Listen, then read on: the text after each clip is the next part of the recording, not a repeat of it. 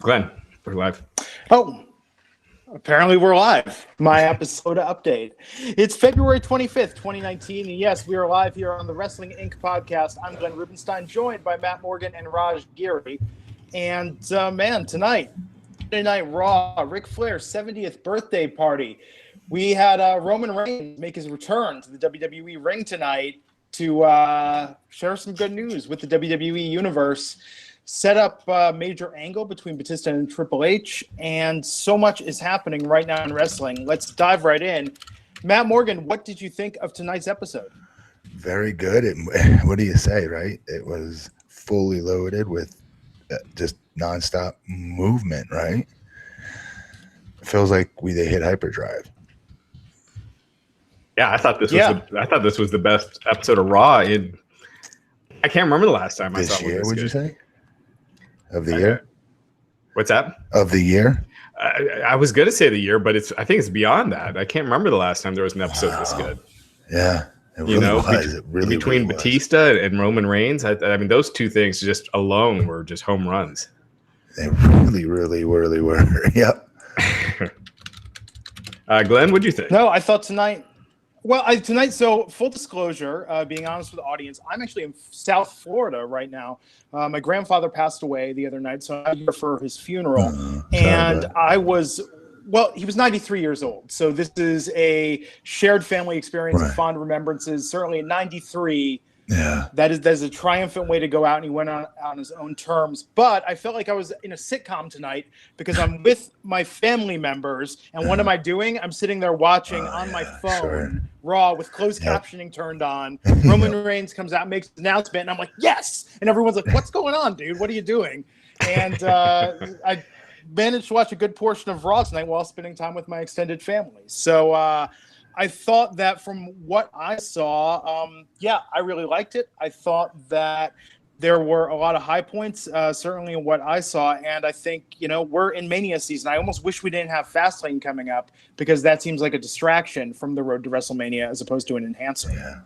Yeah. No, and we and the fans appreciate your sacrifice as well. Yeah, and our condolences. Yeah, it's something, man. It's funny. I think about I remember my grandfather when 80s wrestling was big. Him telling me stories. I mean, 93 guys. He saw Gorgeous George live. Yeah. Wow. In New York. So back in the day. So he was able to tell me really, really old school stuff about wrestling, and happy to be out here to honor him.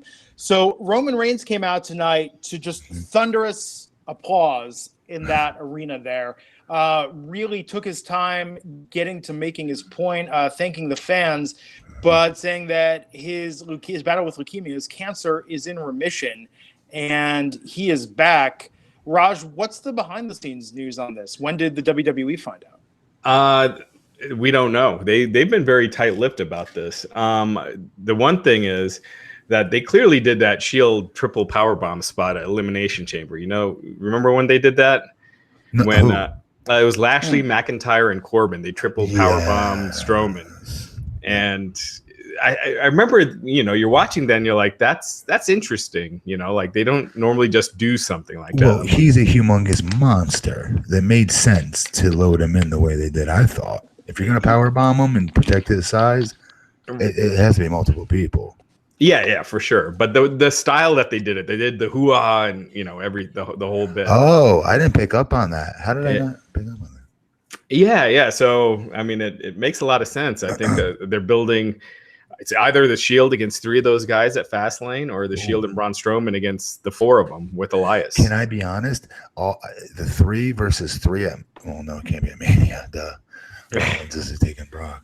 Right. Damn. That would have been good because we would have had something for McIntyre and Lashley that would have elevated them. Damn, for Mania. Yeah.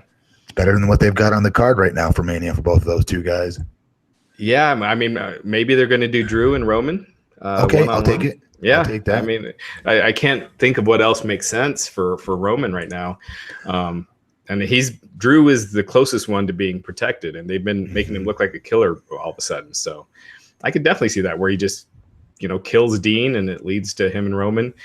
Dean, I mean, they kind of rushed the Dean face turn, but Dean and Bobby could have been cool, by the way. Yeah. Dean versus Bobby Lashley. You know what I mean? And Right. let Dean run the promos and set the storyline in the back. You know what I mean? Bobby just sit there. You said to sit there. That's all. Yeah. Sit there, be Dean, strong. I mean, I feel like Dean, ever since it's come out that he's leaving, whether or not he still is, or if anything gets worked out by then, he's been doing a fantastic job. I think he's just been so great. He's been hitting home run after home run, but he's just so entertaining. Even without the current stuff he's been doing, even when they give him crap sandwiches, I still would argue he's still entertaining doing it. Yeah. So I know there's a lot of people who are like, well, he's only been gone 4 months. You know, how can this be real? Like all these gotta be shitting me. Yeah. Like they're You gonna have to be kidding me. People are like saying it's not real. Yeah, there's quite a few you guys, people. no You'd be offense. shocked. Listen to me. I am not the judge. I am not our creator, but I can tell you this. You're all going to hell for saying that. In a handbasket, real quick. I'm just saying, give it a day at least. Bask tonight in him being back. Don't start. Don't become a Roman Reigns truther this soon. Well, and it's not like he got rid of cancer; it's in remission, and there's so many different types of leukemia, and it's clear the one that he had is not as bad as some of the others because he's he fought it before and it went into remission before. So you would be surprised how many people are out there believing that. No offense, Raj. This is the shit people usually want to hear anyway, so I'm just going to get into it. Look, I try to have faith in mankind. I really, really, not the wrestler, but in humankind. I really do. And I like to believe we're in a better place than a lot of others will like to criticize that we're not in. And when I see and hear you say something like that there's people out there that believe a man is out there lying, or a company is lying or exaggerating about dying. No. Right. No, that's horrible. Plus, if you know WWE, they're not taking their top guy off the road for 4 months. If you have to look at it that way, because that's how screwed up your guys' heads are, yeah, fine.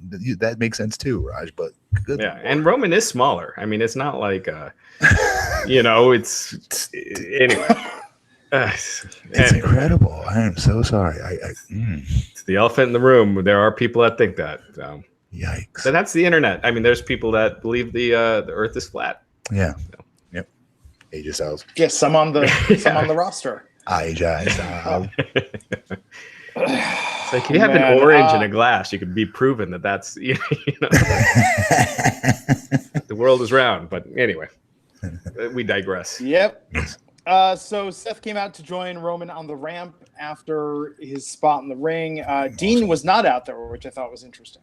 Yeah.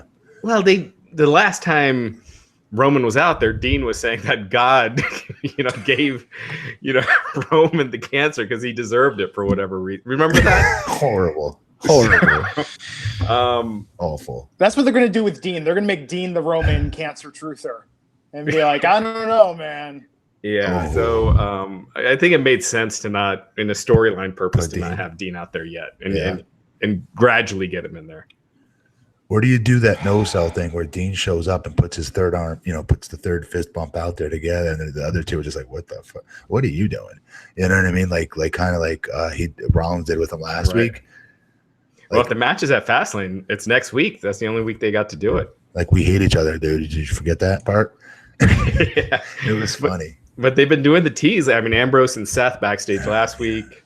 So, But yeah, they got to kind of rush that. That would be a badass 6-man tag, just for the record. Sorry. Yeah. So tonight we had Ricochet and Alistair Black versus the Revival. Raj, what's the deal? So Ricochet and Alistair Black, they've said goodbye to NXT. They're on the main roster now, correct? They're on the main roster, yeah. Wow. Matt, what'd you think of this match? I don't like Alistair Black tagging and Ricochet tag teaming. Same here. They're both single star. They need to be showcased by themselves. If you don't have time for it, then you show one, not both, and try to squeeze 20 pounds of shit in a 10-pound bag. Yeah, this was, when on Twitter, this was one of the segments I had a problem with tonight. The Revival win the tag titles. They have not won a match on TV since. They've lost twice. Yeah. Ricochet and Alistair Black, they're not a tag team. They don't look like a team. No, right? Therefore they should not be winning. Yeah, well, or they shouldn't be. I don't think they should be losing tonight. But you have, exactly. Have them in singles matches. Have them beating Rude and Gable in singles matches, or whoever. But they don't have double team moves that are planned out like every other tag team is supposed to have, that have been tagging together for for a little bit of a time at least. Coordinated tag team, tagging in and out, cutting off the ring, double team moves, things like that. The tag teams generally have. They're two singles acts that never tagged together, just were called up to the main roster together. So you talk about two people that should never be winning. It would be these two in this exact predicament, no matter how good they are. But as singles, they should have been showcased singularly. And if you don't have the room, then you leave one out for the following week. It's only going to help them. Yes, you didn't have Gargano or Ciampa on the show either. But if the plan is to have Gargano, Ciampa versus the Revival versus Ricochet and Alistair Black at Fastlane in a triple threat, which it could be. I mean, that's how they build it. Is that the rumor? No, but just by watching how they book, that's that's where I would think that they're going. Again, you could have them beat Gable and Rude. Let the tag team champions win once in a while. Yes, seriously. Yeah, you're right. Well, on Gargano and Ciampa, so last week, without spoiling the specifics, they did shoot some storyline stuff between the two of them in NXT last week. Yeah, they did. That's their top angle. They're going to finish out that, I'm sure, right? Well, that angle was supposed to lead to them facing each other at TakeOver. But they can pull. Oh, well, that's going to put a little damper on things. But either way, they could pull both off, is what I'm saying. They can still do their NXT stuff and bookings until they're written off appropriately, or hunters are comfortable with it, rather. And they can still be on Raw or SmackDown. Yeah.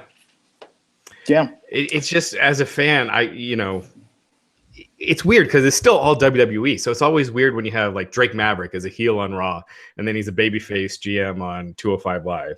And then here you have Ciampa and Gargano as a tag team. And then if they're going to be feuding and then have a big blow off match at TakeOver, it just doesn't jive with the WWE storyline. But who knows? Who knows? Maybe they change where they're going with that. And this is a rare case of tonight perhaps setting up chronologically a storyline in NXT. Without spoiling it, Ricochet and Alistair Black, this is not the last time you're going to see them as a tag team. Right, they're going to be on SmackDown, right? No, on NXT. Ricochet and Black? They're tag teaming together? I believe in the Dusty Classic this year. I think you're right, yeah. Okay, fine. Still two single stars being put together because of it. All right. Yeah, I mean, it's weird, but I mean, Samoa Joe and Finn Balor tagged together in NXT. I don't know. Look, I think they're booking Alistair Black, Ricochet, Gargano, and Ciampa 10,000 times better than Heavy Machinery, EC3, and Lacey Evans. Oh my God, right? Matt, I'm just going to talk about this right now. I thought instantly of you, the don't get any Anya rule. Heavy Machinery backstage in a segment with the goddamn Ascension. And you want to hear something worse? Poor guys. EC3 was on main event losing to Apollo Crews. Oh. Wow. I hope he got paid. I hope he's making a ton of money for what he's doing. Well, Matt, when you see something like this from all the stuff you've seen in wrestling, doesn't it seem like either Vince doesn't like EC3's face or something, or someone has heat with EC3, or he hates that the EC3 name was made in TNA? Something is up because EC3's got the body. He's everything. Heat that they like pushing. He's good promo. And the fact that they're burying him right off the bat. It makes you think something's up. And what happens is he'll rise to the occasion, hopefully, and get through this. And when he does and becomes a headline act one day, if he does, mark my words, whether it's Hunter or whether it's Vince, somebody's going to step in and take the credit for it and say, remember in the beginning when all of you said you guys were burying him and we told you to stick along, watch, he'll come out of this and we've got a plan for him and you guys didn't want to wait. Well, here it is. Ta-da. No, mother effers. That was him being good enough to get through the crap you booked him through and was talented enough to work around it and continue to get himself over. And I would argue the best example of that, not right now, but over the years, is Dolph Ziggler. They had no plans for him. His plan was to come out and introduce himself 300 times an episode. And look what he turned it into. You want to know who's a good example of that? Zach, too. And Jericho. Do you remember when Jericho first came to WWF? You don't think they had better plans? Remember, they started burying him. He had heat with Triple H and DX, and they had him like feuding with China and losing to China. And like That was a test. He was like losing on heat for a while. I mean, they were pushing him down that ladder fast, and then he was losing on heat. See, I don't remember him losing on heat. Yeah, I do remember him losing. Yeah, he was losing on heat. So I mean, he was getting pushed down fast, and totally overcame that. Okay, so I don't know what to feel that out, you guys, because you hear the stories how back in the day when they bring in someone from WCW or ECW, it was a huge star, they would put them through that test. Right, they'd start them off with a huge push on week 1, and then eat shit sandwiches for the next 8 weeks to see how they would do. How would they have an ego about it? Would they not? From the Dudleys to everybody has gone through it. That became a main event star, Booker, everybody. They kept losing, but then they'd come out of it. Right. I don't know if that was the same for Jericho, or maybe he really wasn't supposed to get over and just did. Well, he got over, and then Triple H and DX would complain that he couldn't work, and then they started. What? Yeah. They complained that Chris Jericho couldn't. Yeah, Jericho would tell the story on his podcast. Like, he approached Triple H, asked if he had heat, and Triple H said nuclear. And yeah, I mean, he said nuclear. And what was the heat for? They didn't tell him to his face he couldn't work, obviously, because he couldn't. Yeah, they said he couldn't work. That he was he wouldn't listen. He was. I mean, it was a lot of petty stuff, is what it sounded like. Like the WWF system is the right way, and he's okay. I was just gonna say I could see the WWE way that they try to make everybody learn. Back then, the guys were wrestling really hard, really long matches. Like we're in WCW, they were taking nights off. But I would argue Eddie, Jericho, Malenko, Benoit, they sure as hell never took a night off in WCW. So I don't want to Mysterio, that's ridiculous. Right? No way. Yeah, him too. No way. I want to take a moment to thank one of the sponsors of this episode, which is Notecast. Notecast by XIQ. Podcasts are fantastic. They're a great source of information and entertainment. And if you're like me, you cannot always remember when and where you heard something. I have been traveling. The last day is a complete and total blur. I've listened to probably 20 different podcasts, and I swear I would be hard-pressed to tell you that one funny little tidbit, that one anecdote, where it was I heard it. I get emails and messages from our listeners. Matt, someone messaged me a while ago and said, what was the podcast, the episode you guys were talking about, Electric Boogaloo Breaking 2? And you were quizzing me on the names? Yeah, and it was like, okay, well, which one? Because that's come up before. Now, there is something revolutionary, and that is Notecast by XIQ. It's an app available for iOS and Android, and it is a game changer. You can use it to subscribe and listen to all of your favorite podcasts, but you can also use it to save portions of the podcast whenever you want. And it even automatically generates a transcript for you. All you do is tap the note button on the play screen or pause the podcast and say save that. So you can do this voice activated. And the Notecast app will save the last 30 seconds of what you heard, so you can go back and listen later. It'll also generate that transcript as a digital note. There's also an option to have it emailed to you. I really like this app a lot, especially, I don't know about you guys, I will search for specific guests on a podcast. So lately I've been listening to interviews with Bert Kreischer, a comedian who I think is hilarious. And when I get confused which appearance is which, so I've been using it to save whether it's a good story or an anecdote where he's talking about a job or a party or some just crazy experience he's gotten into. I listen to a lot of entrepreneur podcasts, and I'll save stuff on there, whether it's a business tip. I listen to food podcasts. I'll use it to save recipes, and I've used it just to even save conversations or portions I want to go back to and check out later. It's an absolute must-have podcast app. Notecast. It is absolutely fantastic. It is the perfect cure for in one ear and out the other. And you can download Notecast for iOS or Android by going to notecast.app. That's notecast.app. And we've got a special offer for our listeners. You could try it free for 60 days, no credit card required. Just enter our code INC when you complete your sign up. Again, that's notecast.app, and use our code INC to try it free for 60 days. I'm really digging this. This is changing the way I listen to podcasts. I think it's going to change the way you listen to podcasts. Go to Notecast, check it out on your device, and enter that promo code INC to try it free for 60 days. We thank them for sponsoring the Wrestling Inc. podcast. So tonight, by the way, Black caught Dawson, hit the Black Mass on him to get that pin. Ricochet and Alistair Black going over the Revival. Elias was out for a performance, but he was interrupted by Lacey Evans. So, of these call-ups, Matt Morgan, would it surprise you that Lacey Evans is the one that Vince McMahon sees the most potential in, according to the rumors floating out there? Not at all. She's blonde hair, and she's tall, and she's athletic. That's all. That's Vince's. We all know it. That's what it is, right? I used to joke, and in really over the top, arrogant promos, I used to call myself when I was just starting off, and I was daring to call myself the Blueprint. I was calling myself Vince McMahon's wet dream come true. And the female side, that's what she is. That for Vince, this is exactly what he always looks for. It's always the same type, and blah blah blah blah blah blah blah.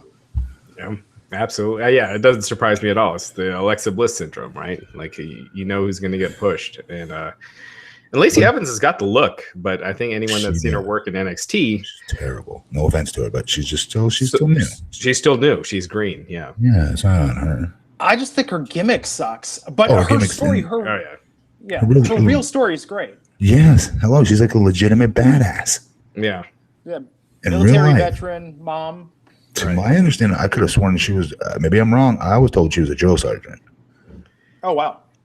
Yeah, that sounds right. I'd have to double check, but yeah, the gimmick. Anytime you're doing that, like you're from another age, whether it's that '70s guy or the vaudevillains, it's like no one believes it. It's so bad. You don't like wrestlers from other ages, generations, decades. Okay, when no did one this believes start? it, right? So we talked about Gorgeous George. That they're crazy and they should be put in a mental institution. Yeah, but when did this idea start? Like, oh, I get he's a construction worker by day, he wrestles by night. Okay, that makes sense to me. But some of these, like Tyler Breeze, he's an international male model, but he likes to wrestle in the ring. So with Lacey Evans, she's a debutante who doesn't like all your trash talk, and she's here to show you who's boss in the ring. It just doesn't quite flow the same. I'm sure in a year she won't have that. That aspect of her character will probably be gone. Why does it have to be at all? Right. Yeah, anytime you get too gimmicky, when it's too gimmicky, it never works. I know people feel like they have to find a character and they go over the top. When it's not natural, it just sucks. But like, they make her a heel and make her be Queen Bee. Like, because to my understanding, she thinks she's Queen Bee. From some of the rookies I've talked to that had tryouts, that she had to help out. Like, she's very confident in herself, is all I'll say, and that she's very.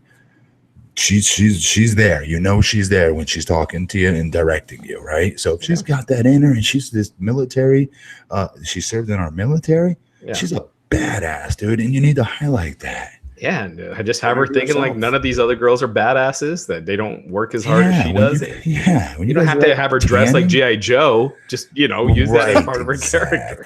Dude, no, that's exactly right, dude. When you girls were out tanning and playing on the Diva show, I was out saving lives and P.S. saving our damn country in the process. How about them apples? Like, you can't top that promo. Right. And it's real. It's effective, and people you don't know if if that's real or not, and that's what makes it great when you can get that. Yeah, man. I'm sorry if you served in our military. You just automatically are a badass. Right? Yeah. No. Absolutely. No. I mean, when she cuts a promo saying that, you don't know if she's like saying that or being like a Corporal Kirshner or whatever. Being like, no. Like, say if she's saying it because it's so real, like if she could really be meaning it, or if that's part of the script, you just wouldn't know with someone like that. When someone cuts a promo and you can't, and they do it so well that you can't tell if that's what they were supposed to have said or that's what they went off script saying. And when you get a character like that, and I think Lacey Evans could be that. If that makes sense. But anyway. Yeah, absolutely. But no, I think the time has got to be, we've got to move past some of this stuff. This idea like, randomly walking out, waving and walking. No, I mean, well, yes, they need to give her matches. They need to give her build. I mean, maybe she'll do something in Fastlane, although that's coming up here pretty soon. I don't know. But yeah, it's tough sometimes for me to suspend disbelief of, why is this person in the wrestling ring? But no, her story is great. So Dean Ambrose came out, and so Lacey just made an appearance. Dean came out, and Dean interrupted Elias, talked about he wanted a no DQ match with Drew McIntyre, and ended up doing the dirty deeds on Elias. Wow. Tonight. Yeah, poor Elias. Well, at least it's giving him something. So he's going to be feuding with Dean, right? So at least that's feuding or a 1 week off. 1 week, one off. I don't know if this is leading to the Fastlane match with the Shield, but with Elias attacking him later, it does look like at least for a couple weeks. Yeah. So what would the match be with Elias then? You're saying? I think it's the Elias, Baron Corbin, Bobby Lashley, and Drew McIntyre against the Shield and Braun Strowman. Because they did the triple power bomb on Braun Strowman in the Elimination Chamber, and they got Elias involved here. So Possibly. That's what I would guess. Well, that's something. Did you guys see they were doing the Ric Flair birthday shout outs and they showed Todd Gurley? Yeah. What about him? Do you think that I know Vince McMahon owns the XFL, and as the owner of the XFL, do you think Vince McMahon knows who Todd Gurley is? Hell no. I just find that hilarious. I remember when Vince first started the XFL, and he was asked his favorite football players of all time. And he said, Waffle McDaniel and Ernie Ladd. You're kidding me. No, those were the two he could come up with. I was guessing Fran Tarkenton or Bradshaw or something. Terry Bradshaw. Well, I think that O.J. Simpson always showed a lot of initiative out there on the field. Seriously, right? Like, yeah, he has no clue who that is. I guarantee it. Yeah. Natalya and Ronda Rousey face the Riot Squad, but more important than this match itself is what happened after the match. Went on for a little bit, and then Becky Lynch came out and caused a DQ, attacking Ronda, stopping Rousey from finishing the match. And Becky attacked Natalya at ringside. Ronda, security had to pull it apart, and this led to Ronda calling out Stephanie McMahon to try and get Becky reinstated. When Stephanie McMahon resisted, Ronda, did she drop the title? I mean, she sounded like, what'd you say? I'm not interested in accessories. You know, her promo was all over the place. Like, she was like, I couldn't quite follow it. In the WrestleMania main event, and then saying she wants to reinstate it in WWE. And, it was just like, she couldn't keep her thoughts fluid. It was just kind of all over. That being said, I like that this was where, no offense to Becky fans, but I like that this was it. Like that she didn't come out in the Flair celebration like a lot of people were expecting. So I liked it here. I thought Becky came out, I think what do you mean, Becky no offense to Becky fans? Though? I don't know what you mean. Because people are like, oh, Becky should have been involved with the main event, the main event angle. She should have interrupted Ric Flair's celebration. That's what people have been saying all week. No, it would have hurt her, you guys, don't you? Yeah, exactly. Doing that in Atlanta, his 70th birthday, it was perfect the way they did it. It wouldn't have gotten anything on her. It would have hurt her is what it would have done. She would have been the least important person in that moment in time. Yeah. That's not what you want. She needs to be the most important. And the argument's going to be, well, then cool. Matt, why can't she be the most important person in that segment with Flair and the rest of them all? You know what I mean? That's what they're arguing is what I'm guessing. Yes. Right? Because you could have done it where Charlotte is unhappy that Rick is getting all the, the spotlight, and then Becky comes out and puts her in her place. But the way they did it tonight was much better. Do we really need to explain to those fans? Do those fans really need an explanation on the history and the story of Flair and everybody that was involved in that? Yeah. A little bit more. So Ronda, okay, so she laid down the title. Yeah. And left it. Do you think the WWE is going to be quick to explain what's going on? They kind of did later. They basically said it was an ultimatum. Like either. Okay, gotcha. Either answer, I quit. You're right. That's the way I took it too. I thought that she would threaten her more physically. Yeah. And I was ready to have an argument saying if she threatens her physically and she kowtows for it, right? Or kowtows for it, what does it say about Becky Lynch when she tried threatening her and nothing happened? Yeah. So it was good that didn't happen, actually. No, I agree with that. So at this point, when I was hanging out with my extended family, I put the wrestling on the TV, stopped secretly watching it on my phone, and was explaining, Ronda Rousey's in there. And then, like, Matt, this couldn't have gone better. I started saying, wrestling's actually come a long way. The women are taken seriously now. We're beyond two-dimensional stereotypes. It's a lot more sophisticated than it used to be. And then, like clockwork, Jinder Mahal came out there to do that match with Kurt Angle. Yeah, and I was like, oh, my God, please, just let the power go out. Something, anything. Yeah. So I'm not having to watch this with my family. That's like the 1/100th of, like, what they do nowadays, yeah? And then Oh, that sucks, Glenn. I'm sorry. I feel for you. You know, it's funny. I mean- I was listening to Bruce Prichard's podcast about WrestleMania 19 15 years ago. And the stuff today is so tame compared to what they did back then. Oh, it was insane. They had the Girls Gone Wild pay-per-view and all, you know, Nydia trying to break into Hugh Hefner's house and all this crazy stuff back then. So stuff today is very, very tame compared to that. But yes, Jinder, for me, is just, you know, they've damaged Jinder so much that when he's on, it's just like, oh, I can skip this segment. Yeah, it's a shame. Why is this what Kurt's doing? I feel like with Kurt is an underused asset to the WWE. For sure. Yeah, I don't know. I mean, there was talk of him doing a retirement match at WrestleMania. Should. That'd be with Jinder Mahal. Well, probably Baron Corbin is what I'd guess. Okay. And he will go crazy, Kurt.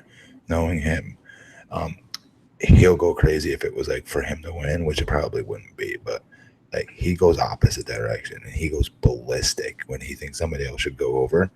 Mm-hmm. Like he doesn't shut up and drives the writers crazy about it like all day until he makes them see his point of view on why AJ Styles or someone like that needs to beat him. Yeah, I always respected the crap out of him for that, man, because he'd go the extra mile. He would go, like, I'm being serious. He'd curse at him. He'd do what he'd have to do to stick up for the other person's part of that storyline in the continuum of it being important that they win because it's where we were leading the fans to, and we've got to deliver. Screw this, I'm Kurt Angle and I'm the hierarchy, and this guy's down here still working his way up thing. Because that was a big thing in TNA, if you guys remember. They were so scared to pull the trigger on so many of us against these Scott Steiners, Booker T's, Mick Foley's, Kurt Angles, you name it. There's about a year there where they're so scared they put us over on those guys. Yeah. And they finally pulled the trigger. But so Kurt never was cool with that. I always appreciated that. Yeah. Yeah, man. So Kurt got the win tonight. I hope he has a good run. They give him just a good run before the end if he's retiring. He looks like something's up. You know what I mean? He's not like normal Kurt, so I am worried for him. I hope he's okay. WWE would not put him in there if he wasn't, so that's the good news. Yeah, you could just tell like he's hurting or something. Because as soon as he's walking to the ring, he just doesn't look like himself. No, he's exactly. But, you know, I did like that this match was short. You know, I felt like the matches were quicker and it led to a faster paced show tonight. I kind of liked it. Yeah, I did too. Except for Bailey and Nia, I thought showed the slowdown. Slowed the show down. But outside of that, I thought it was a really fast paced show. You're right. And it was good. It reminded me of SmackDown. Yeah. Sorry, I was going to say, it reminded me of, I know you're going to hate me for this, guys, but it kind of reminded me of SmackDown. As far as it was a little bit faster paced, it just was 3 hours long. Yeah. No, what happened? And I think, honestly, could you ask for something better to bookend in segments than Roman Reigns coming out to tell you his cancer's in remission and ending with Ric Flair's birthday star-studded celebration? No. Yeah. Like, if anything, that should have been a little longer, I thought. The Flair. Right. Yeah. I got nothing. Yeah, so we had a moment of bliss with Alexa Bliss on stage welcoming Finn Balor. And, okay, so this part I didn't see fully. What happened during this, Raj? She's naturally funny, I think, by the way. I think she's great. I think she's very charismatic. Yeah, so Alexa Bliss, I don't know if her gimmick now is that she's horny or something.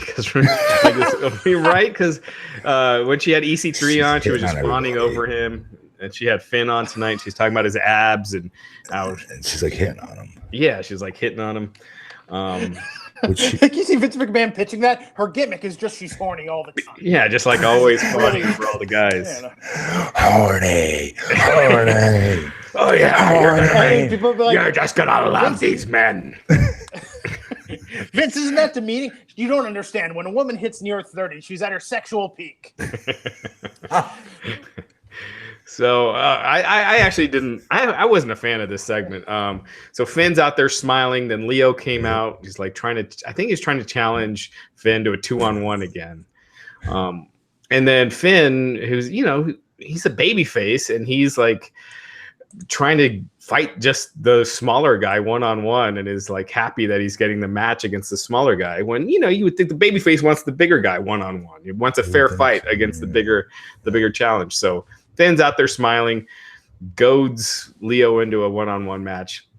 And for whatever reason, Alexa Bliss, Leo goes, okay, we can do it. But it's got to be later tonight. And Alexa Bliss is like, no, that match is happening right now. Like all of a sudden she's got GM powers. So it's just stuff like that where it makes no logical sense why Alexa Bliss can make that kind of a ruling. Yeah. And it's not hard to get around that. Just be like, just have Leo say, well, yeah, I'll face you one-on-one. Just put the Intercontinental title on the line. Let's do it right now. Ben accepts. And you don't have that stupid plot hole.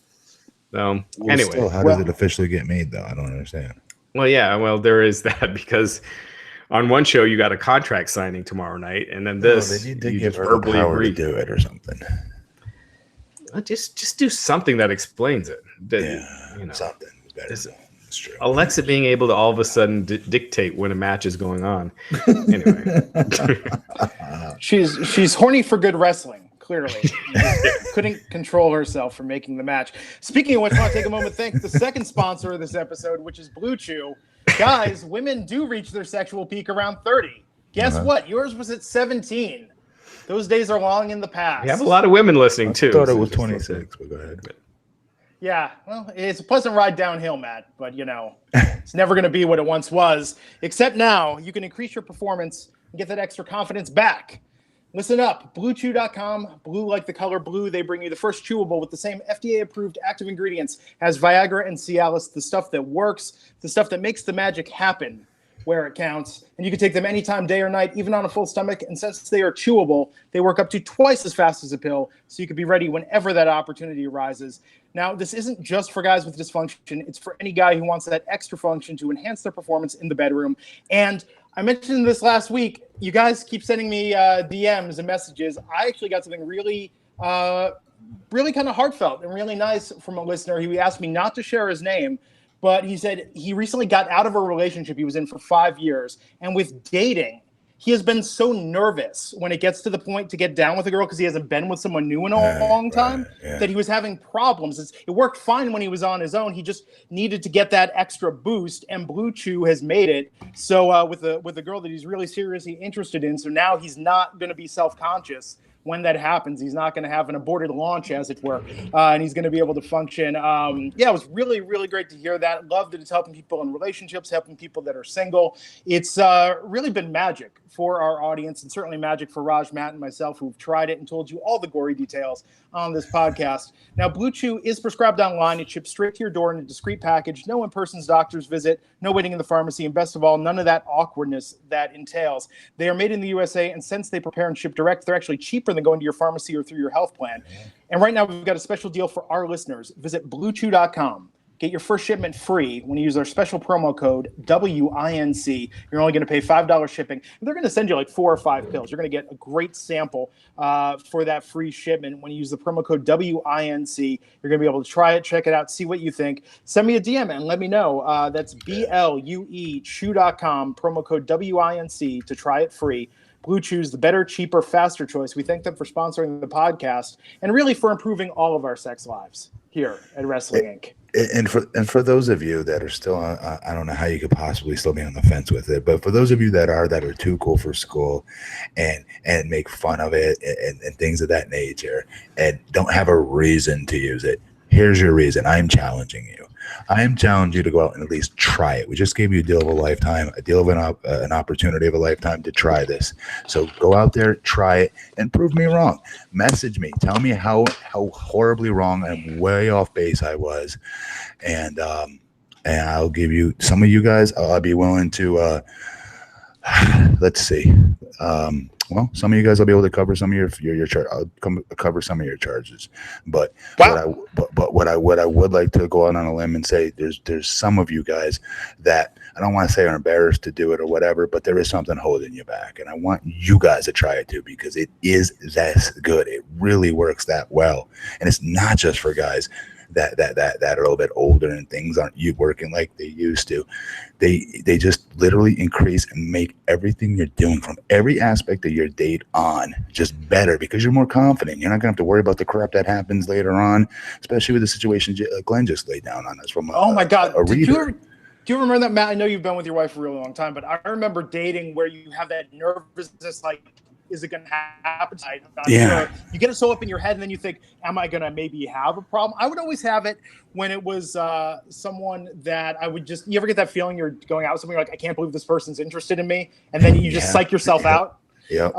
But let's not bury the lead there. Matt Morgan, shoot, offering essentially a money-back guarantee. Now, to claim that, Matt, do they have to send you a photo of a limp? You know what? Yeah, I want to see it. I think before you verify this, like one we trust it, without the blue chew and one erect with the blue chew. And if Matt Morgan doesn't spot a difference, he'll reimburse your $5. Matt Morgan trolling for dick pics.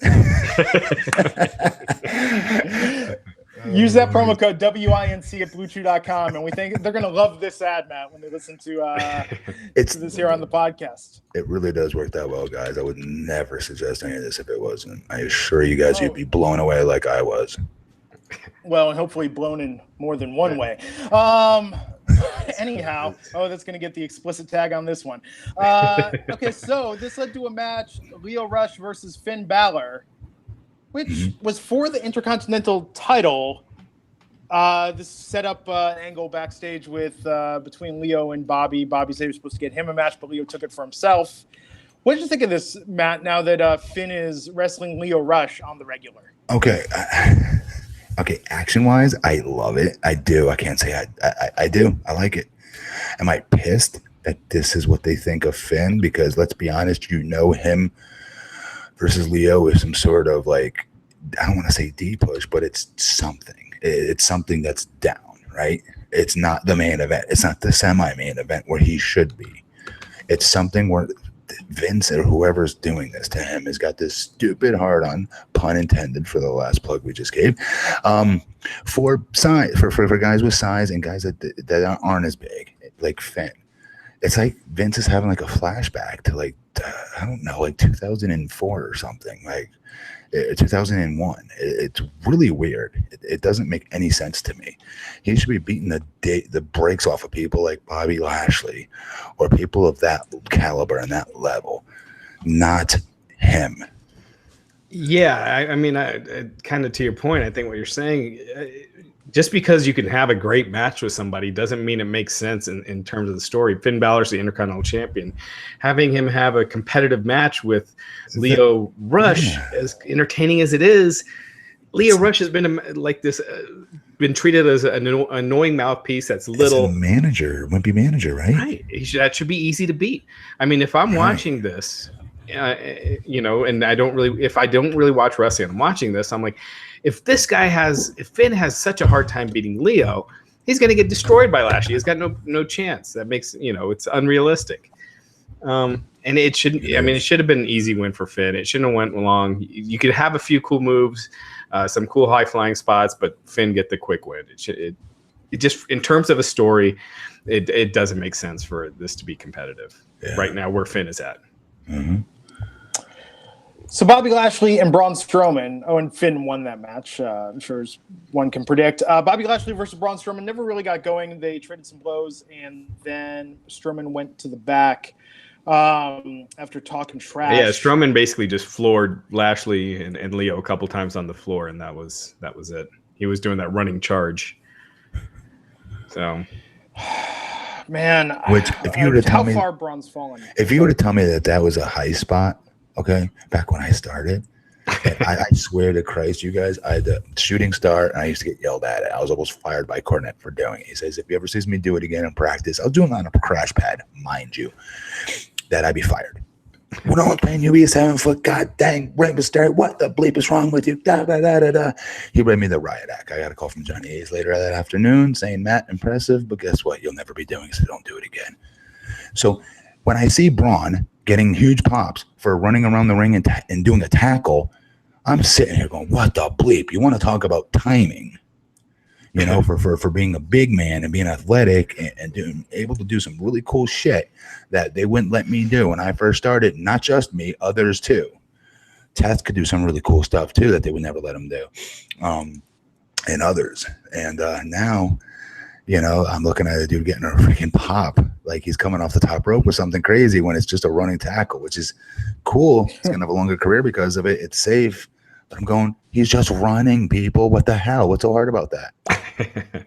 Like, why are you all so impressed by that? It does look Totally cool, especially when you do it like Kevin Owens. I'm totally hating on him. Sorry. Because it does look cool, like when he would do it to Kevin Owens, and Kevin Owens would flip around in the air. Yeah. But yeah, this was. I mean, again, it was just a quick segment, and the good thing about it was kind of short. It was another reminder, like Glenn said, of where he is. Yeah, and he shouldn't be down there. Braun hasn't pinned anyone since he's been back, right? I haven't noticed that. Yeah, he won a tables match last week, and then he ask the fans. Don't say anything else.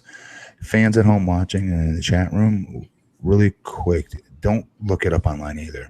Do all of you notice it like that? If Braun has won matches, if he's had any pins, I should say. Yeah, because he did win the tables match, but I don't think he's. The reason I asked that is that just you who's super stuck on people win, which is good. Wins and losses, it should be that way. Or me who has legit ADD, and I'm not trying to be smart ass or funny. I have ADD, it was especially because of it, who doesn't notice that and never pays attention and is out the window a week later and couldn't tell you who won last week. Yeah. So yeah, guys, if anyone in the chat, if you could think of Braun winning a match by pinfall, by pin, and don't look it up, that defeats the purpose. Yeah, don't look it up. Just off the top of your head, be like, oh yeah, Braun pinned so and so. Yeah. So it's been since I think since November that we're talking about. Oh my God, what? Yeah, this big monster. Okay, that's terrible. That's terrible. Yeah, I just remember him putting Baron through the table. God, yeah. Raj, what are they doing? Yeah, I know. I feel like I ask this every week, but like, what the hell are they doing there? Yeah, I guess TLC. Yeah, I guess TLC did, but that was after Kurt Angle and all those guys beat the hell out of him, and then Braun just put the foot on the chest or whatever. Anyway, they've kind of killed his momentum, but I felt like this should have been the week that Braun gets a pinfall win. If you don't want to beat Lashley, have him beat somebody else. There's plenty of guys. I mean, has Bobby really been booked that strongly to begin with? I mean, this is what I keep saying, how they book themselves in corners that don't need to be in. Stop putting Finn in matches with people he can't just beat straight up. Mm-hmm. And they say, well, there's Leo Rush then, Matt. We're giving you Leo Rush then because that's who we do want to put him in a match where he could beat cleanly. Then guess what? That Finn, you just don't push then if you're WWE because you're not doing it right and you're not doing him any justice. You're not getting to the heights he should get to. He's got to beat stars. Yeah. Same with Braun, for sure. Yeah. Charlie Caruso backstage with Seth Rollins. Who's getting way too comfortable. She's getting way too comfortable with some of her questions, with how she asks them. I don't know if you guys have picked up on it. Start paying attention to it. You'll see it.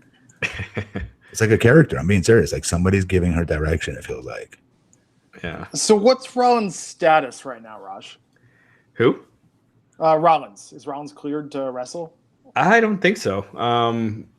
He was not as of last week, and the fact that he didn't wrestle tonight, I'm sure he's close because they're clearly booking the Shield, so I'm guessing that's Fastlane, so that's next week or a week from Sunday. So, but he's not wrestling at house shows yet. God, I feel like they're wasting Roman's first match back on Fastlane. I feel like they could almost keep that going till Mania. Yeah, maybe they just feel like they need something because Fastlane. What else do they? I mean, yeah, you got Daniel Bryan and Kofi. It's something. Yep.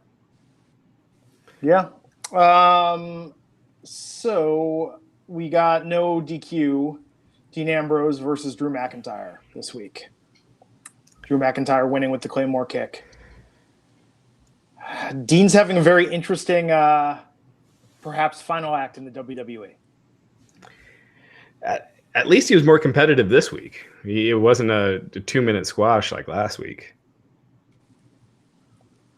Yeah. Do you notice that spot where Dean took off his belt and he had another belt underneath? Yeah, I did. That was funny. I thought Dean was entertaining in this. Obviously, the story is what happened after the match. But I gotta say one thing with Renee Young is I just find her hard to listen to in Dean's matches.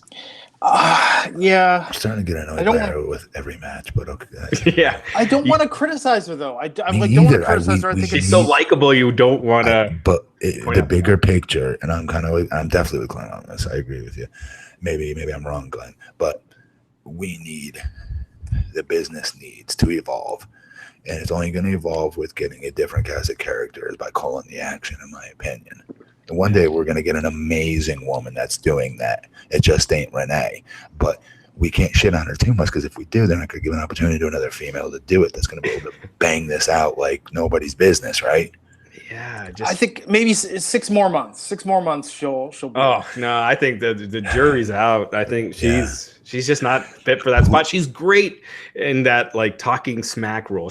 I think she's like ESPN caller. So yeah. Oh yes. Yeah. She reminded me of what's her name? She used to be on ESPN. I think she still is. Come on, she's blonde as well. Super funny. Come on, you guys know her. I promise. She's a WWE fan. Yeah, I know. She dated CM Punk. What is her name? Erin Andrews? No. Very close. Michelle. Yes, Michelle. Something bug. Oh, it's bugging me. It's like on the Beetle something. Michelle Beetle or something like that. Beetle. Michelle Beetle. Michelle Beetle. Beatle. Yeah. Michelle Beetle. She was badass on sports. She was my favorite one on ESPN. She was so charismatic. I thought Renee, I'm telling you guys right now, when I used to see her on TSN, I'm like, holy crap, she's kind of like her. She's very similar. Yeah. And WWE signed her like not too long after. I remember I was in Canada for doing an indie show. I was like, wow, that was a great sign by WWE. I still think it is, because she is super talented. Mm-hmm. I just don't know what it is with her. Is it being maybe yelled at in the headset? Maybe. Well, let's talk about the format of WWE commentary for a second. You've got Corey Graves, who's got these scripted one-liners and punchlines that he's working in, trying so hard to be clever. You got Michael Cole, who's Mr. Platitude. I've been doing this so long. I have no emotion, no spontaneity. Not the easiest scenario for Renee, being the first woman on WWE commentary. Don't you think it's so easier to be cool anytime you're next to Michael Cole? Isn't it easier to do that though? Well, that's Corey Graves' spot. He kind of is. It's impossible not to be cool when you're with Michael Cole. Yeah, just Renee. She's just bad at selling the importance of anything, making anything seem like it hurts. Like why? But should she be doing that? Part. They've got her in the Saxton role. That's the problem. I think the problem is she's just not made for commentary. It's a different. It's like a left tackle versus a quarterback. They're just different positions. And I'm probably being a homer here, but I just don't think there's anything she can't do. I think she's that damn good, dude. Yeah, she's had a long time. I mean, she did it in NXT without Vince in her headset. She wasn't good there. Oh, really? Yeah. Huh. She had a little tryout. I just don't think maybe you have her call the actual action, but talk about the characters, the guys. I don't know. Yeah, I don't know. There's got to be a way to evolve it. I don't know. I mean, she's very sharp and very fast. And on the pre-shows, even talking smack, she could flow. She can improv. Oh yeah. On that format, she's fantastic. She's the best. She's the best I've seen. And backstage interviews, I used to say like she was the best I've seen since Gene Okerlund. Wow, that's huge praise, man. That's great. Yeah, I mean, who else? I've never heard anyone say that. That's amazing. That's awesome. Anyway, so Drew McIntyre won that match. After that, Baron Corbin came out along with Bobby Lashley and Elias McIntyre. Corbin and Lashley entered the ring, gang up on Ambrose, and then out came Seth Rollins with the steel chair. Out came Roman Reigns. Roman Reigns came into the ring and dropped Lashley with the Superman punch. And Reigns also hit a spear on Drew. So Reigns, Rollins, and Ambrose, the Shield, back together. Well, they didn't do anything with Ambrose yet. They kind of looked at him and walked away. It was still something. Yeah, we didn't. I mean, that's still pretty cool. Right. Yeah, there's a lot of people that listen to us that don't watch the show, so I just want to make it clear that they did not reunite. They did not Wonder Twins and put the fist together. They did touch their fist together and yelled, "We're back together, bitches." We're back So yeah, they haven't gotten back together yet. Officially, they left Dean in the ring and went to the back. But they kind of, while they were going to the back, they looked back. They looked back at Dean. I thought it was great. I thought it was very well done. And they stuck their tongues out. Yeah. I thought it was very well done. Great stuff. Good storytelling, right? Yeah. Michael Cole congratulated The Rock on Paige on the box office success of Fighting With My Family. Did you guys go see it? Yes, I did. I got to see the sneak peek the night before. Oh, nice. The whole movie is out of this world. I cried 4 different times like a big puss. I don't care. It was that. Guys, those of you who have seen it, you know what I'm talking about. It was amazing to be able to get in the moment with her family, you know, when she finally hits it. Very, very cool.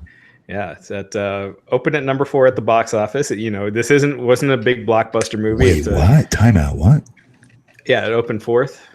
That's freaking pretty good. No. Yeah, no, it's not bad. 8 million opening for again, it's kind of like it's not a big. I didn't big know budget. That big. Yeah. Like, I only thought select theaters were getting this. I'll be honest. Yeah.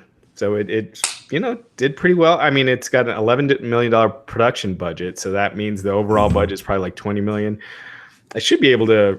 It'll probably make money. So, yeah. Kudos to them. 91% on Rotten Tomatoes. Great reviews. Good. So it's a hell of a story. I think it has a higher Rotten Tomatoes score than I think any movie that was nominated for Best Picture last night at the Academy Awards. Because that's a complete farce. That is such a work. I'm sorry. Yeah. We think people make fun of us for watching wrestling. Please, those are watching Academy Awards and think that those are legitimate awards is BS. I'm sorry. Yeah. Some of them were great, and some of them were just like, come on. Star is Born was great. Some of the others were. Yeah, you thought of course. I thought the music in Rhapsody was great. Was God, what was the one you just said? Well, no, what was the one with come on, you just said it with Green Book. Thank you. You did not like see that? No, I think the real story of the Green Book is fascinating. There's actually a documentary on Smithsonian this week about the actual Green Book and the history of that. I highly recommend that for people that want to learn more on Smithsonian Channel. No, Bohemian Rhapsody was good. I thought Black Panther was good. I mean, there was a lot of they were good. Black Klansman was pretty good. I saw that. Yeah, I didn't see that yet. I did. That was pretty good too. Looking forward to it. But it's a work. People can't mock us for wrestling. I'm sorry. But Fighting With My Family, what I liked is even with the issues I had with the liberties they took with the story and the things they changed, it still sports movied me in that third act. Like, I still believed it, suspended disbelief on the things that were not accurate, and still got misty-eyed when she went over Zelina Vega playing AJ. It's awesome, right? And I guess that's not a spoiler, right? Because it happened on Raw. It legitimately happened. Right. Yeah. But also kind of bittersweet, though. I mean, knowing the story, they didn't put at the end card what happened with Paige and her career and having to retire due to medical issues. I thought that was there's still so much more. Her brothers, for instance, they have a whole spinoff they could do on how tough those two dudes are in real life. Those two are notorious for whipping people's ass. Her brothers, they're legit thugs. I thought the guy that cast as her brother didn't make it in the movie. He was too charismatic because you had Vince Vaughn trying to say like, oh, he doesn't have it, but that guy, I was like, no, this actor and the way he's playing could totally hang in the WWE, certainly in NXT. Easily. Yeah. And I would argue Paige's real brother could too, by the way. Yeah, and Vince Vaughn, I thought Vince Vaughn was fantastic, and I loved the twist. I won't spoil it, but I thought that reveal was very, very well done. I did not know he was in the movie to begin with, I swear. Oh, wow. He popped up at the stuff with The Rock in there for the very beginning. Was the first time he was seen. I was like, what the fuck? Vince Vaughn? He's just making a cameo? And then he was in the movie from there. Yeah. Wow. No, highly recommend it. Go and check it out while it's in theaters. And remember, the more you support movies about professional wrestling, the more Hollywood and the WWE will make movies about professional wrestling. It's kind of how it works. Bayley versus Nia Jax tonight. So this was for Nia and Tamina interrupting Sasha and Bayley's tag team celebration, post-elimination chamber, and we got this one-on-one match tonight. Remember the first time they faced each other in NXT, how special that was? I feel like they've overdone Bayley versus Nia now at this point. Have they even wrestled that much against each other? But I feel like it keeps coming back to it, though, in some way, shape, or form. I just felt like... I remember the other one versus Nia a little bit more. The Boss. Oh, Sasha? Yeah, Sasha. Yeah, and this to me just felt like... I was kind of surprised that Bayley won this one. I assumed that they were going to have Nia win this week. Get her heat back, right? Sasha beat Barrett. I'm sorry. Oh, no. Because she was last week. Right, but you know how we talk about how they build every tag team feud. That's what this, they go to the singles matches and then they trade victories. So I would assume this means that Tamina beats Sasha next week because they're facing off at Fastlane. That's the crisscross right there. Yep. Yeah. Yeah, I just thought this match went too long, especially when everyone's waiting for the Ric Flair segment, and you got like you're like, oh shit, there's only 12 minutes left, and they still got to do the Ric Flair segment. Yeah, literally in my head was you're cutting into the Ric Flair segment. What do we? Come on, let's go. Right. Please go home. Please go home. Yeah. I was like, I was convinced that they were going to have an overrun tonight because of how long that Bayley, it was like almost 10 minutes by the time they came back from commercial and started it. Mm-hmm. Yeah. So Bayley ended up picking up the win there. I'm sure we'll see Sasha versus Tamina next week. And then at Fastlane, they're facing Tamina and Nia facing Bayley and Sasha for the WWE Women's Tag Team titles. Cool. So Triple H, Stephanie McMahon coming out for Ric Flair's birthday celebration. They presented him with a custom belt that they had made. All the guys were on the stage for this. Yeah, they had the roster on the stage. Ricky the Dragon Steamboat was there. Kurt Angle, Sting. They were really selling this. And then we cut to, hey, where's Rick? And he's backstage getting beat up by Batista, who calls out Triple H right before we go off the air.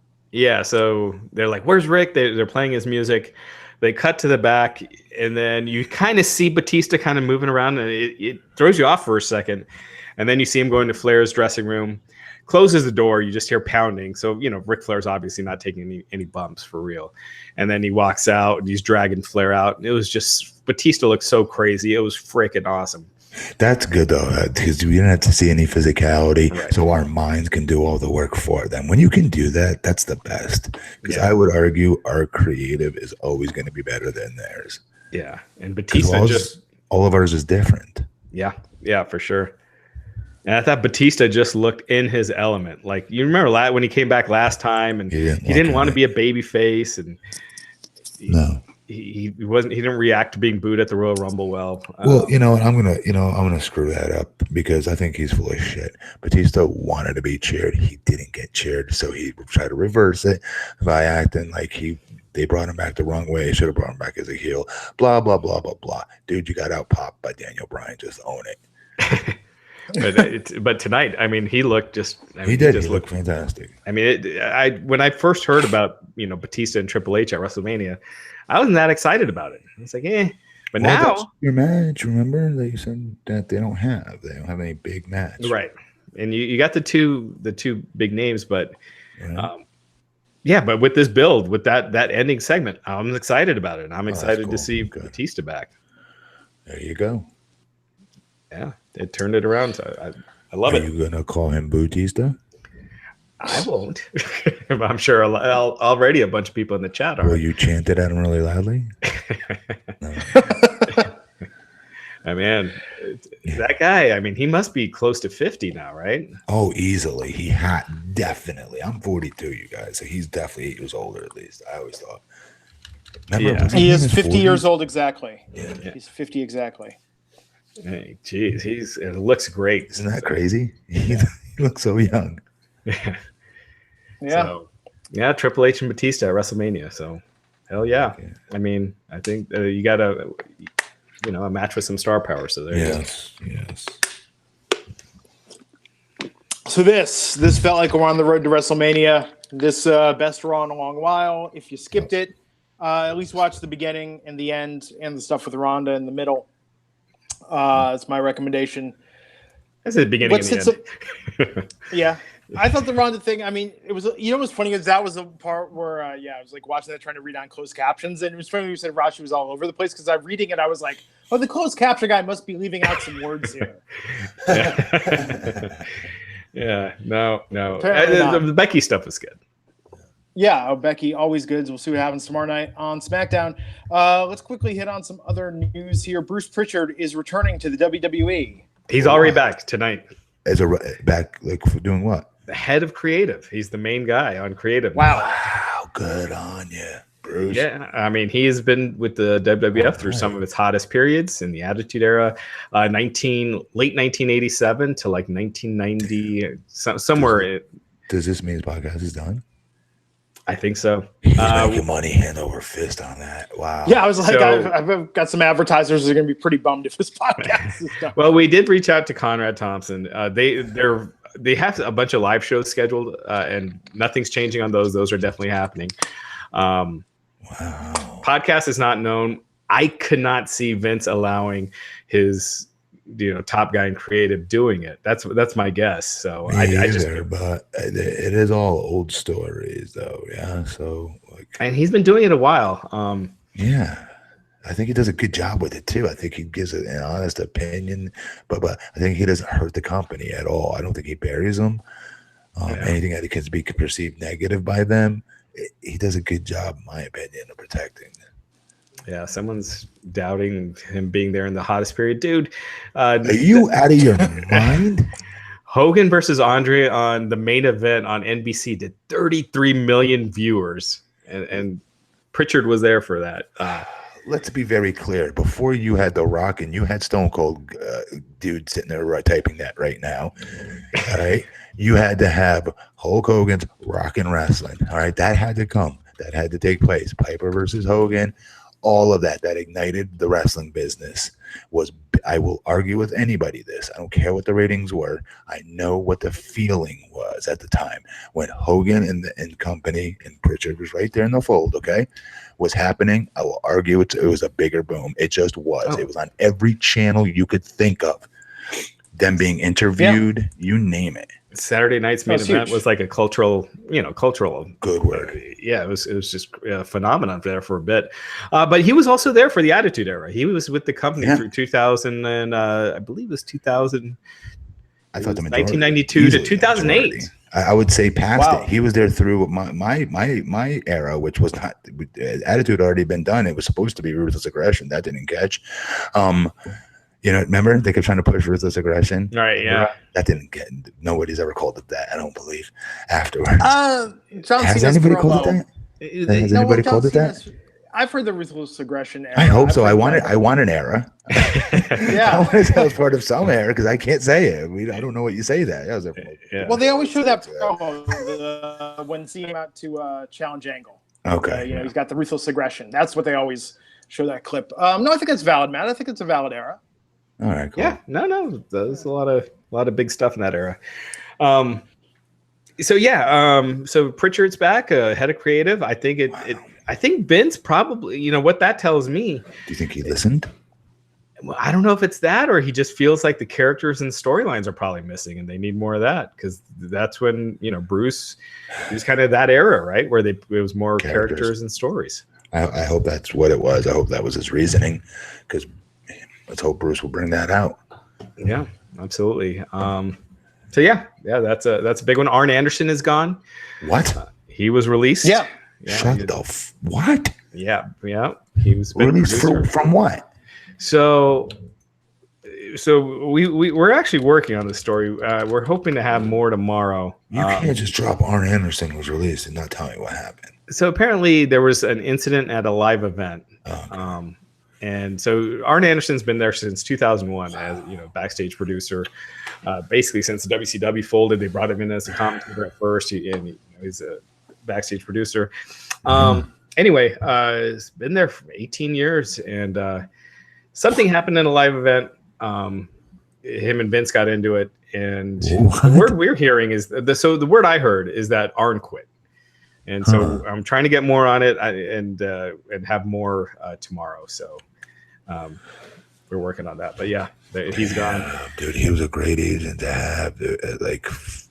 Besides what do they call them now? They don't call them that. What do they call them? Producers. Besides being a producer, he was an amazing in-ring agent to be able to help you lay out your matches. So we spoke to Cody Rhodes. We have an interview with him the day that it happened on Friday, and He seemed very interested in having Arn as part of AEW. Interested. They need to throw everything to get him there. Yeah. Because that's exactly what these kids are going to need, dude. A lot of them that they're bringing in from other indie federations and stuff that they need to still slow down and learn the psychology. Dude, their job is set. Cody and the Bucks, or not the Bucks, but Cody is not going to have to teach them that. Jericho's not going to have to teach it to him as much. Arn will be able to do it. Yeah. Billy Gunn's going to be able to do it. They're getting the right people, dude. They can get Arn. Woo. Yeah. No, it's huge. Also on Friday, Hideo Itami officially released. He had kind of asked for it. He's going to Japan. Ty Dillinger released. He had said earlier, he had basically came out and tweeted that he requested his release earlier in the week. Okay. And they actually granted it, which is kind of surprising because in a way, unless they had granted it that night and then Ty took to social media to announce it. Maybe he's probably saving face. Let him do it. Who cares, you know? Yeah. So Ty Dillinger's released great it. TJ. What's that? I thought he was a great talent, honestly. He was really good, actually. Yeah. He tried to go back to NXT, apparently. Yeah. Yeah. And TJP, TJ Perkins, first cruiserweight champion in the revamped cruiserweight era. He was released as well. Yeah. Wow. And his was said to be more of a disciplinary thing. He was complaining a lot on Twitter last week after Ricochet made his debut, saying that Ricochet stole his move, that it should be him out there and not Ricochet. Shut up. He said those words. He tweeted them out, yeah. Okay. That should be me, not him. Yeah. He said, he wrote something along the lines of like, it's like watching you do the homework and someone turning it in with their name on it. Jesus. It's like, let's be a little real. You know? So there you go. We had first reported earlier tonight. We had Wrestling Inc. had first reported that Sting, Ricky Steamboat, Shawn Michaels were going to be on the show. They were backstage. Also backstage tonight at Raw was James Storm. The impression we get is he was just there visiting. Flair. He lives in the area. So. And he was there for Flair's birthday. Yeah, and then just backstage. It was never meant to be on TV, but yeah, he's backstage. They went out afterwards after Raw to celebrate Ric's birthday. I'm saying James Storm. I remember having a couple drinks with him at Wally Mania a couple years ago, and I could not hang. No. And Tammy Sytch was arrested again. DWI again. Oh man. If anyone that needs Uber, has the first number on their cell phone, it's Tammy Sytch. This is at least the 6th in the last 3 years. Arrested again. She's been released, and it's going to have to face all the repercussions from that. Not good. It's crazy. Not good, guys. No, hope she gets it together. Because one of those times that could be it. You know what I mean? Yeah. Not just only for her, but for somebody else. She was driving the wrong way on a one-way street. Oh boy! I mean, it's dangerous. And at what point do you not give them their license back, because she could really hurt somebody? Yeah. No, absolutely. Hey, I want to give a shout out to the audience for a second. Raj, I believe this is the biggest live non-WrestleMania audience. Well, non-pay-per-view. We've had the Royal Rumbles and for just a Raw. For Raw. Yeah. Biggest live audience we've ever had. Thank you everyone for coming out tonight and talking professional wrestling with us. Raj doesn't say thank you. Obviously, I say you guys are the 16th. Technically, if my calculations serve me correctly, 17 and a half. Thank you all. Thank you guys. Obviously we appreciate it. We would not be here without you guys. No. Thank you absolutely, all. Man. Matt Morgan, before we take this home, anything you want to plug? No, I am good. Cool. Raj, what are you working on? We had a great piece today on this Sister Abigail, the independent wrestler who had been talking with WWE about playing Sister Abigail. She created these promos for it. They went, and was getting the runaround from them. You could see one of the promos she did on the site. She talked to us. She has Sister Abigail trademarked, and WWE is fighting her for that trademark. So wow, a very interesting piece with her on the site today. More from our interview with Cody that drops tomorrow. We got Joey Janela coming up. Just Chavo Guerrero, just tons of people. Sunny Kiss with AEW. Matt Taven. So just tons of big interviews and everything. Cody's talking about on tomorrow's episode of the Weekly. Check it out. He's talking about how they're looking at stadiums for their next AEW pay-per-view. They didn't go big enough for this one. Yeah. So seriously. Yeah. Cool, guys. I'm Glenn Rubenstein. You can find me on Twitter at Glenn Rubenstein. Appreciate a follow. And head on over to iTunes, Apple Podcast, Spotify, wherever you listen to your podcast. Leave us a rating and a review. 5 stars helps new people, new listeners come aboard Wrestling Inc. And we'll be back tomorrow night to talk about SmackDown Live, myself, Raj, and Matt Morgan. So until then, we'll catch you back here on the Wrestling Inc. podcast. Take care.